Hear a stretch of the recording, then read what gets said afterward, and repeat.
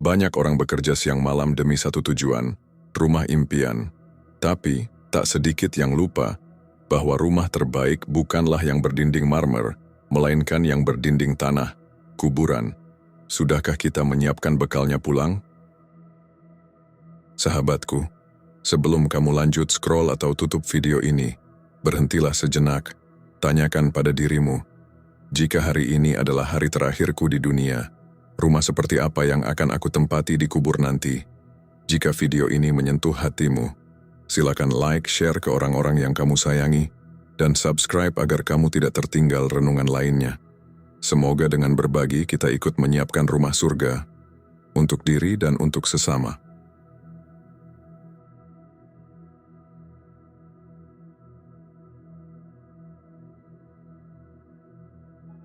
Assalamualaikum warahmatullahi wabarakatuh. Setiap manusia pasti pernah bermimpi punya rumah sendiri. Rumah yang luas, nyaman, dan sesuai impian. Itu hal yang wajar. Tapi terkadang, mimpi itu berubah jadi obsesi yang membutakan. Kita mulai bekerja lebih keras. Lembur tak kenal waktu. Bahkan rela ambil jalan pintas walau haram, demi mempercepat wujudnya rumah yang diimpikan. Kita merasa punya alasan kuat, agar keluarga nyaman, agar anak-anak bangga. Tapi, pernahkah kita berpikir, siapa yang menjamin kita akan tinggal lama di rumah itu?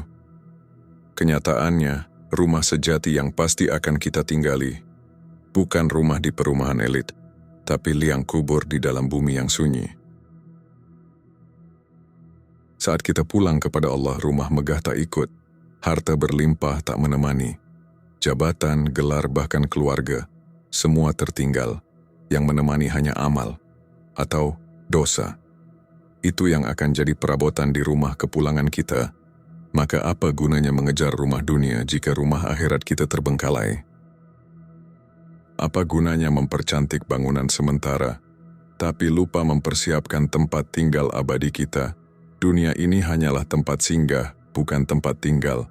Kita adalah musafir. Dan musafir pasti akan pulang. Lalu, dengan apa kita ingin pulang? Dengan rumah yang dibeli dari riba, dari korupsi, dari menipu orang lain, ataukah dengan rumah yang diberkahi dari amal yang halal dan hati yang bersih? Kita semua punya impian. Ada yang ingin mobil, ada yang ingin harta, dan tak sedikit yang ingin rumah besar. Itu semua sah. Bahkan Islam mendorong kita untuk bekerja dan mencari rezeki. Tapi seringkali niat kita bergeser. Dari mencari rezeki halal, menjadi ambisi menumpuk harta tanpa peduli dari mana datangnya. Demi rumah masa depan, kita rela membohongi klien, mengurangi timbangan, bahkan menipu sesama. Asal bisa cicil KPR, kita anggap semua halal saja. Padahal Allah telah mengingatkan dalam surah Al-Baqarah ayat 188. Janganlah kamu memakan harta sesamamu dengan jalan yang batil. Tapi karena mata tertutup ambisi, kita tak lagi peduli. Kita lebih takut tak punya rumah di dunia daripada tak punya tempat nyaman di akhirat. Kita lupa bahwa rumah dunia hanya sementara. Bahkan bisa jadi, belum sempat ditinggali, kita sudah lebih dulu menghuni rumah abadi kita, kuburan. Di sana tak ada plafon mewah, tak ada AC, tak ada kamar tidur. Yang ada hanya sempit atau luasnya kubur, tergantung amal. Rasulullah bersabda, kubur itu bisa menjadi taman dari taman-taman surga, atau lubang dari lubang-lubang neraka. Maka mari tanya hati kita, rumah mana yang lebih layak diperjuangkan? Rumah dunia yang akan kita tinggalkan? Atau rumah akhirat yang akan kita tinggali selamanya? Banyak orang mengira bahwa rumah mewah adalah tanda keberhasilan hidup. Tapi dalam pandangan Islam, rumah mewah tak menjamin keberhasilan akhirat. Jika kita ingin rumah mewah di dunia dan juga rumah luas di akhirat, caranya ada. Cari rezeki dengan halal dan gunakan harta untuk kebaikan. Bayangkan seseorang membangun rumah dunia dengan harta riba. Maka setiap bata yang ditata akan menjadi saksi kelalaian di hadapan Allah. Tapi jika rumah dibangun dari harta halal dan diisi dengan doa serta zikir, insya Allah rumah itu akan jadi saksi kebaikan di akhirat. Di akhirat nanti, yang akan menentukan kondisi rumah kubur kita, bukan jumlah saldo di rekening, tapi berapa banyak amal yang ikhlas. Maka, mulai hari ini, mari koreksi niat. Apakah kita bekerja untuk dunia semata? Ataukah dunia ini kita jadikan jalan menuju akhirat? Setiap detik kita mendekat ke rumah kepulangan. Tanahnya sudah ada, namanya sudah tertulis. Tinggal menunggu waktu pengantaran. Lalu, apakah bekal kita sudah cukup? Ataukah justru kita sibuk membekali dunia yang akan kita tinggalkan? Rumah dunia tak bisa kita bawa ke akhirat. Tapi rumah akhirat bisa kita persiapkan dari sekarang. Lewat amal, sholat, sedekah, dan kejujuran. Mari renungi, rumah mana yang lebih utama? Dunia yang fana, atau akhirat yang kekal? Setiap orang pasti memiliki keinginan untuk memiliki rumah sendiri. Tempat berlindung, tempat beristirahat, tempat pulang setelah lelah bekerja. Tapi tahukah kita, ada satu rumah yang pasti akan kita huni, entah kita siap atau tidak. Rumah itu bukan di perumahan mewah, tapi di dalam bumi yang sunyi, kubur. Kubur adalah tempat tinggal pertama setelah kematian, dan ia menjadi gambaran awal kehidupan akhirat, entah sebagai taman surga atau lubang neraka. Rasulullah bersabda, sesungguhnya, kubur itu adalah awal dari tahapan akhirat. Jika seseorang selamat darinya, maka setelahnya akan lebih mudah. Namun, jika dia tidak selamat, maka setelahnya akan lebih berat. Maka penting bagi kita untuk bertanya, apa yang kita bawa ke dalam kubur itu? Rumah mewah tak bisa masuk ke liang lahat. Kendaraan mahal tak bisa menemani kita di dalam tanah. Yang ikut bersama kita hanya amal. Bahkan keluarga pun hanya mengantar sampai bibir kubur. Setelah itu mereka pulang. Tinggallah kita sendiri bersama catatan amal kita. Dalam sebuah hadits dari Anas bin Malik radhiyallahu anhu, Rasulullah bersabda, 3 hal yang mengiringi jenazah, keluarganya, hartanya, dan amalnya. 2 kembali dan 1 tinggal bersamanya. Keluarga dan hartanya kembali, sedangkan amalnya tetap bersamanya. Maka mari kita tanya lagi.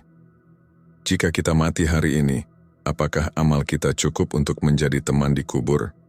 Banyak orang sibuk membangun rumah dunia, tapi tak pernah mempersiapkan rumah akhiratnya. Padahal rumah dunia hanya ditinggali puluhan tahun, rumah kubur bisa ribuan tahun sampai kiamat tiba. Kubur bukan sekadar lubang sempit di tanah. Ia bisa menjadi tempat yang damai jika amal kita baik, tapi bisa juga menjadi tempat siksaan sejak awal. Nabi Muhammad pernah bersabda, sesungguhnya, seorang hamba jika telah dimasukkan ke dalam kuburnya, maka datanglah 2 malaikat, Mungkar dan Nakir. Pertanyaan yang diajukan di kubur bukan, berapa rumah yang kamu miliki, atau apa pekerjaanmu, tapi siapa Tuhanmu, apa agamamu, siapa nabimu. Jika seseorang selama hidupnya tidak mengenal Allah dengan benar, bagaimana ia bisa menjawab di kubur nanti? Jika selama hidupnya sibuk mengejar dunia, lupa Al-Quran, lupa salat, lupa zikir, bagaimana ruhnya akan tenang ketika ditinggal sendirian? Allah mengingatkan kita dalam surah At-Takatsur, bermegah-megahan telah melalaikan kamu, sampai kamu masuk ke dalam kubur. At-Takatsur 1 dan 2. Kita sibuk berlomba-lomba memperindah dunia, tapi lupa bahwa ujungnya tetap akan masuk ke dalam liang yang sempit, gelap, dan sunyi. Maka pertanyaannya, apakah kita membangun rumah dengan harta yang halal, atau justru dari riba, tipu daya, dan ketidakjujuran? Jika rumah dibangun dari yang haram, maka setiap batu bata itu akan jadi saksi yang memberatkan kita di kubur. Sedangkan jika rumah dibangun dari harta halal dan penuh syukur, maka ia bisa menjadi pahala yang mengikuti kita bahkan setelah mati. Kubur bukan hanya tempat berdiam. Di sanalah awal kehidupan yang sebenarnya dimulai. Rasulullah pernah melewati 2 kubur dan bersabda, "Kedua penghuni kubur ini sedang disiksa, dan keduanya tidak disiksa karena perkara besar menurut manusia. Salah satunya tidak menjaga diri dari najis dan saat buang air kecil, dan yang lainnya suka mengadu domba." Ini menunjukkan bahwa hal-hal kecil yang kita anggap remeh bisa berakibat besar di alam kubur. Kita tidak boleh mengira bahwa dosa kecil tak berdampak, karena bisa jadi ia menjadi penyebab azab yang panjang di rumah kepulangan kita. Maka setiap ucapan, tindakan, dan harta yang kita dapat harus dipikirkan. Apakah ini akan menjadi penerang kubur atau justru api penyiksanya? Allah berfirman, "Barang siapa yang mengerjakan kebaikan seberat zarrah, niscaya dia akan melihat balasannya. Dan barang siapa yang mengerjakan kejahatan seberat zarrah, niscaya dia akan melihat balasannya." Az-Zalzalah 7 dan 8. Amal kita, sekecil apapun, akan ikut bersama kita masuk ke dalam kubur. Tak ada yang tertinggal. Bahkan sedekah 1 rupiah yang ikhlas bisa menjadi cahaya di kubur. Sementara 1 kata ghibah yang tak kita sesali bisa menjadi azab berkepanjangan. Di dunia kita bisa pura-pura baik, tapi di kubur semua topeng jatuh. Yang tersisa hanya kejujuran amal. Tak ada sanjungan, tak ada jabatan. Yang ada hanya amal yang jujur. Salat yang selama ini sering kita tinggalkan akan jadi saksi di kubur. Waktu yang dihabiskan untuk ghibah akan diputar ulang. Tak bisa dihapus, kecuali dengan taubat. Maka jangan tunggu tua untuk sadar, karena maut tak menunggu kita siap. Setiap hari tanah menggali rumah baru untuk para hamba Allah. Entah rumah yang harum wangi surga, atau sumur gelap penuh belatung. Rasulullah bersabda, "Apabila seorang mukmin diletakkan di kuburnya, datanglah amal syalehnya dan menemaninya menyinarinya." Bayangkan betapa indahnya ditemani cahaya salat, zikir, dan sedekah di kubur. Tapi betapa mengerikannya jika dosa datang menyeret kita, bahkan sebelum kiamat tiba. Dalam surah Yasin ayat 52, disebutkan bahwa para penghuni kubur akan berkata, "Celakalah kami. Siapakah yang membangkitkan kami dari tempat tidur kami, kubur ini?" Mereka menyebut kubur sebagai tempat tidur, tapi bukan tempat tidur yang nyaman, karena sebagian dari mereka merasakan azab sejak dimasukkan. Maka mari kita jujur, selama ini apa yang kita bangun? Rumah dunia atau rumah akhirat? Rumah dunia hanya menyenangkan mata, tapi rumah kubur menyelamatkan jiwa. Rumah dunia bisa dicicil, tapi rumah akhirat hanya bisa dibayar dengan amal. Rumah dunia bisa dijual lagi, tapi rumah kubur tak bisa ditukar. Kita bisa merenovasi rumah di dunia, tapi tak bisa renovasi rumah kubur setelah kita mati. Maka sekaranglah waktunya membangun rumah kepulangan itu. Mulailah dari amal yang ikhlas, dari salat yang khusyuk, dari sedekah yang sembunyi. Jadikan rumah dunia sebagai alat untuk membangun rumah akhirat. Isi rumahmu dengan zikir. Ajak keluargamu membaca Al-Quran. Bangun rumah dengan rezeki halal. Maka insya Allah rumah itu akan jadi saksi kebaikanmu di hadapan Allah. Dan saat kita masuk ke kubur, rumah itu akan mengirimkan doa untuk pemiliknya. Dalam satu hadits, Rasulullah bersabda, "Apabila anak Adam meninggal dunia, maka terputuslah amalnya kecuali 3. Sedekah jariah, ilmu yang bermanfaat, atau anak syalih yang mendoakannya." Maka amal jariah itu adalah investasi rumah kubur kita. Ajarkan anak-anak salat, bangun masjid, bantu pendidikan. Itu semua menjadi lampu yang menyala di rumah kubur. Jangan tunggu nanti, karena nanti bisa jadi tidak datang. Mari kita periksa kembali tabungan akhirat kita. Berapa banyak kebaikan yang sudah kita tanam? Atau justru dosa yang kita biarkan bertumpuk? Allah Maha Penerima Taubat. Kita belum terlambat untuk kembali.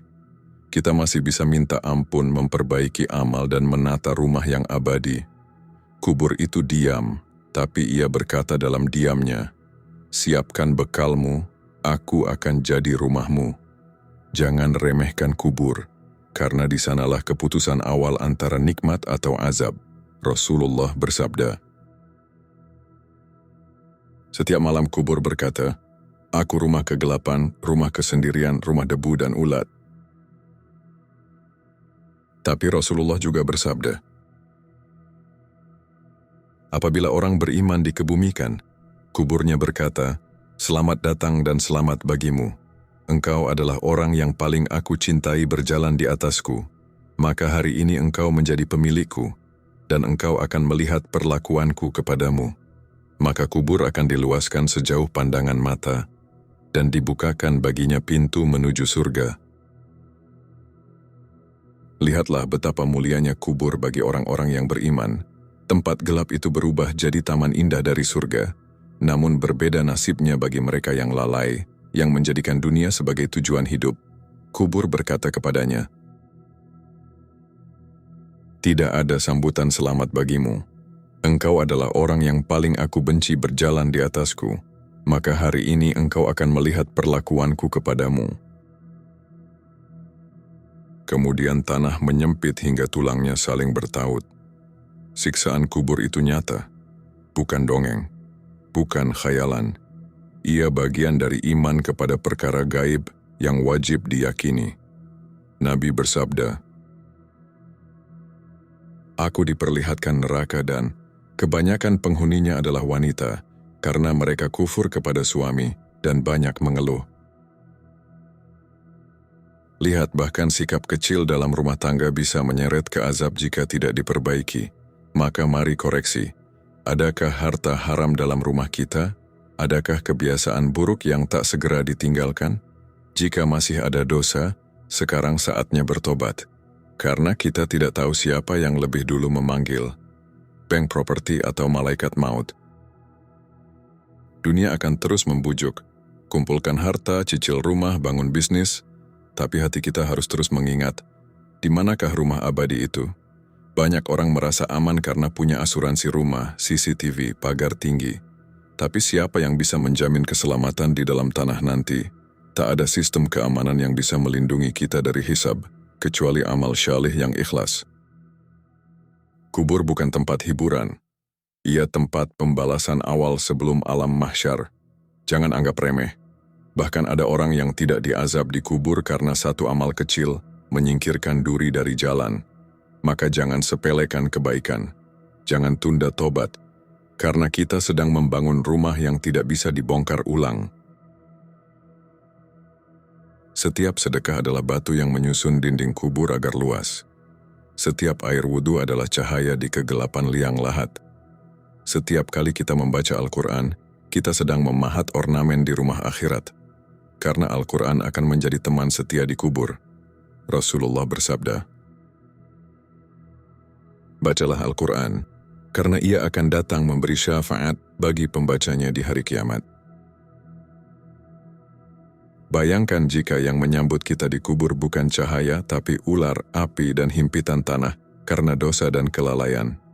Maka kita perlu membalik pertanyaan, bukan kapan punya rumah, tapi kapan membangun bekal rumah kubur. Dunia ini menipu. Allah mengingatkan dalam Quran surat Al-Hadid, kehidupan dunia itu hanyalah permainan, senda gurau, perhiasan, dan saling berbangga. Al-Hadid 20. Tak salah punya rumah indah, tapi salah jika rumah itu dibangun dengan melalaikan akhirat. Rasulullah hidup sederhana, rumahnya dari pelepah kurma. Tapi beliau membangun istana di surga dengan salat, sabar, dan cinta kepada Allah. Kita pun bisa. Tak perlu menunggu kaya untuk menyiapkan bekal kubur.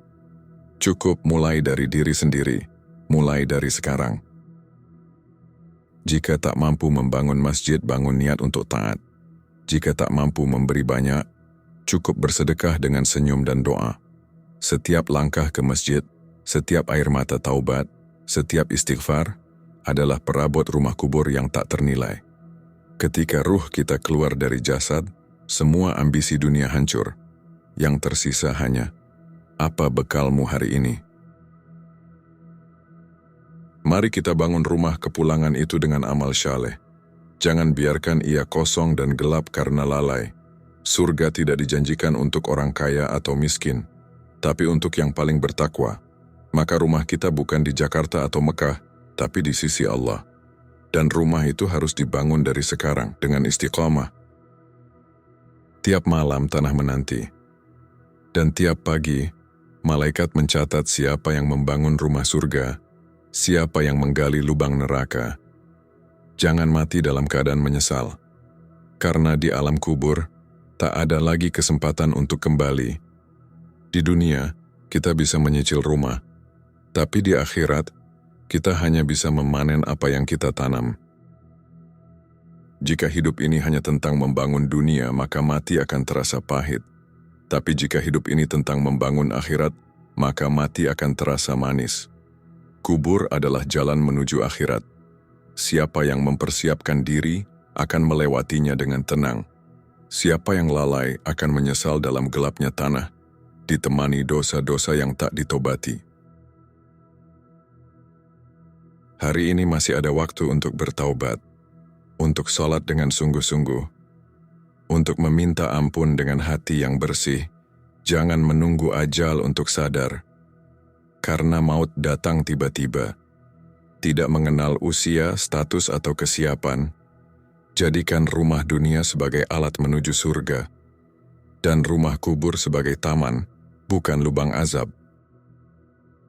Perbanyak zikir, salat malam, sedekah, menolong orang lain, menahan marah, memaafkan. Semua itu akan membentuk rumah kepulangan yang indah. Kita tidak bisa membawa rumah dunia ke kubur, tapi kita bisa membawa kebaikan dunia untuk menghiasi kubur. Semoga rumah kepulangan kita kelak menjadi taman dari taman-taman surga, bukan lubang dari lubang-lubang neraka. Amin. Kadang kita sibuk mengejar rumah di bumi, tapi lupa menyiapkan rumah di bawah bumi. Kita kejar kenyamanan sementara, tapi abaikan kedamaian abadi. Kita bangun dinding megah, tapi dinding kubur kita dibiarkan kosong, gelap, dan sempit karena lalai. Padahal setiap detik kita semakin dekat menuju rumah itu. Setiap napas, setiap langkah adalah perjalanan menuju liang yang sunyi. Ia bisa jadi taman dari surga atau jurang dari neraka. Hari ini mari berhenti sejenak dari kesibukan dunia dan bertanya dalam hati, jika aku dipanggil sekarang, sudahkah rumah kepulanganku siap menyambutku dengan cahaya? Tidak ada kata terlambat untuk memperbaiki. Selagi nyawa masih dalam raga, Allah masih membuka pintu taubat selebar-lebarnya. Kita bisa mulai dari sekarang dengan amal yang sederhana tapi ikhlas. Jadikan rumah dunia hanya sebagai titipan dan fokuslah menyiapkan rumah sejati, rumah di sisi Allah yang penuh rahmat, cahaya, dan kedamaian. Mari kita tundukkan kepala, tenangkan hati, dan bersama-sama kita berdoa kepada Allah. Tak perlu suara keras, cukup dengan kejujuran hati. Allahumma ya Allah, ampunilah kami yang sering lalai mengejar dunia, yang sibuk membangun istana fana, tapi lupa menyiapkan rumah kepulangan kami di akhirat. Ya Allah, terangi kubur kami kelak dengan cahaya iman, lapangkan liang kami dengan amal-amal syaleh, jadikan kubur kami taman dari taman-taman surga, bukan lubang dari lubang-lubang neraka.